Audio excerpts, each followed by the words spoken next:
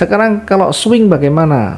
Swing itu mengarah ke trading jangka menengah, jangka panjang. Artinya jangka lebih panjang waktunya ya. Biasanya swing itu rata-rata antara 1 minggu sampai 4 minggu atau 1 bulan ya. 1 sampai 1,5 bulan. Atau rata-rata 20 hari kerja gitulah. 20 hari kerja. Biasa bisa 1 minggu, bisa 5 hari, bisa 10 hari dan sebagainya. Kemudian target ini antara, karena 1 bulan ya, kira-kira target ini 6.000 sampai dengan 7.000 atau 60 sampai 70 poin ya. Yang kedua, resiko itu kita menggunakan perbandingan, boleh 1:2 juga boleh ya. Saya menggunakan 1:1,5 ya, 1:1,5 sehingga 4.000 sampai dengan 5.000 ya. Paling gampang begini resikonya. Terkait dengan time frame, ini minimal D1, minimal D1.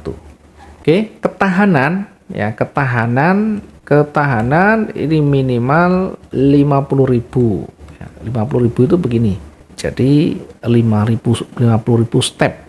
Kalau misalkan saya punya modal $1.000, maka nanti lotnya yang kita gunakan adalah 1.000 dibagi ketahanannya 50.000 begini, sehingga ketemunya 0,02 lot yang kita gunakan. Oke, lotnya sudah, kemudian targetnya sudah. Nah, sekarang strateginya bagaimana? Strategi untuk swing trading. Swing ini lebih banyak kita menggunakan strategi double top, double bottom ya. Double top, double bottom. Yang pertama double top, double bottom. Yang kedua ya dengan normal, seperti halnya kita menganalisa yang tadi kita buat ya, mungkin ada trigger, kemudian ada area support resisten, baru kita entry ya. Artinya selain menggunakan double top double bottom, kita juga menggunakan candlestick tadi ya. Untuk strategi swing trading nanti yang kita gunakan, yang biasa dan umum dipakai dan banyak potensinya itu dengan menggunakan strategi double top double bottom. Yang kedua, menggunakan candlestick pada umumnya seperti biasa tadi, ada step-stepnya. Lihat candle terakhir, beberapa candle terakhir, kemudian yang kedua area support resisten, yang ketiga trigger normal. Boleh pakai ini, boleh pakai ini. Saya contohkan yang paling potensial, yang pakai double top double bottom ini yang banyak ya menghasilkan di sini. Oke, contoh misalkan saya gunakan time frame D1 ya, minimal D1 atau W1 boleh, yang banyak dipakai D1 untuk swing trading. Jadi harus dirubah dulu ke D1. Nah, strateginya apa? Strateginya double top double bottom itu begini. Jadi misalkan kita menemukan ada double top double bottom, misalkan bisa geser ke sebelah kiri misalkan ya. Oke. Nah, double top double bottom itu apa? Ada swing high dan swing low yang sejajar. Swing high dan swing low yang sejajar ya. Contoh sejajar itu begini. Ketika dia bergerak turun, kemudian naik lagi, nah mungkin kita lihat dari sini, kemudian turun, ya bahkan turunnya sampai di sini, kemudian mulai naik, maka ini disebut dengan double bottom. Ada swingnya, ada ayunannya, ya masuknya bagaimana? Ya sama masuknya ketika sudah mulai ada hijau minimal setengah dari merah ini, ya entry-nya di situ. Kemudian targetnya bagaimana? Kemarin tadi sudah kita sampaikan target itu 1 karena ini swing, berada di swing atau di 7.000 ya. 7.000 itu kira-kira di sini. Tapi karena ada swingnya tuh di sini. Nah, ini swingnya di sini. Maka kira-kira di sini. Targetnya itu di sini.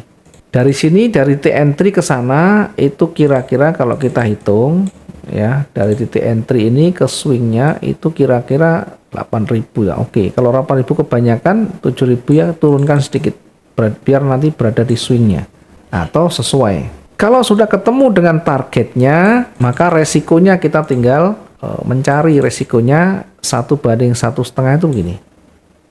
Kalau 1:2 itu begini. Artinya satu resiko 2 kali targetnya dari resiko itu. Kalau 1,5 begini.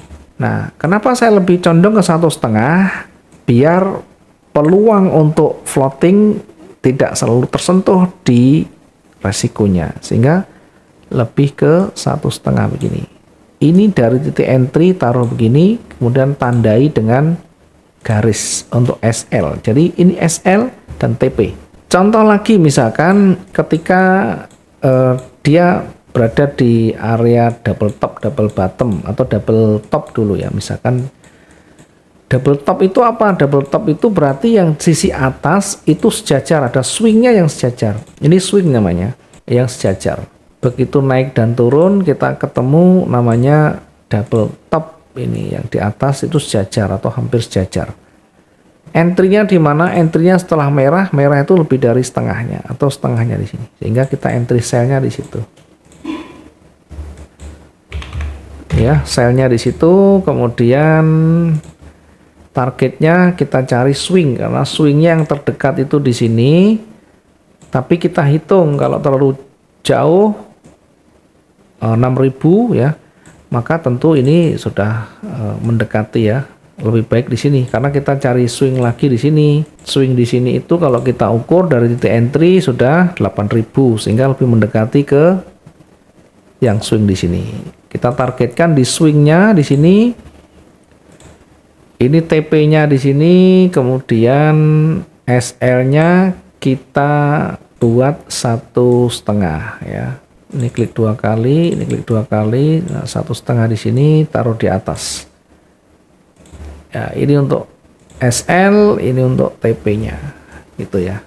Ini dengan menggunakan double top, double bottom ya. Intinya double top itu ada swing, ada ayunan ya, ada ayunan yang tajam.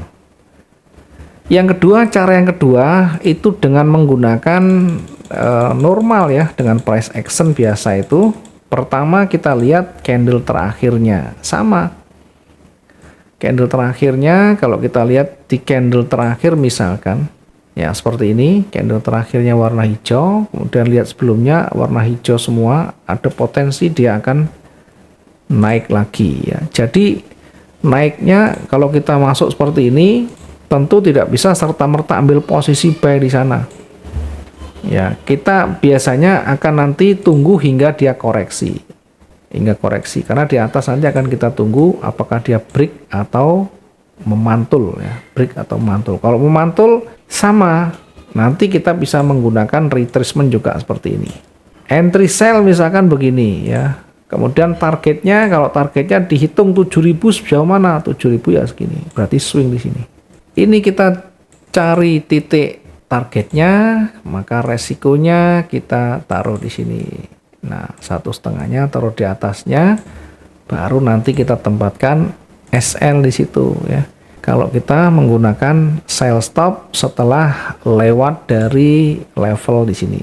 Kalau buy bagaimana? Buy stop juga sama. Kita tunggu break di sana, kemudian buy stopnya taruh di atasnya ya. Tapi karena ini terlalu tinggi, ya lebih baik kita bersabar ya. Kalau kita menggunakan pending order boleh, tapi kalau pakai eksekusi langsung harus betul-betul break. Atau dia memantul jadi warna merah, sudah kelihatan menembus dari level di sini, support di sini, baru kita menempatkan posisi sell ya. Targetnya boleh di swing yang terdekat di sini atau kita hitung di angka 7.000 ya. Kalau ada yang swingnya di sini lebih baik pakai swingnya di sini, walaupun tidak sampai 7.000. Ya, meskipun misalnya hanya 5.000 sekian tidak masalah ya. Ini bedanya kalau kita menggunakan double top, double bottom dan menggunakan price action pada normalnya. Jadi kalau price action sama, kita lihat candle, kemudian perbandingannya, kemudian kita lihat area pentingnya, baru kita lihat triggernya ya, dia break atau berbalik. Itu aja sudah.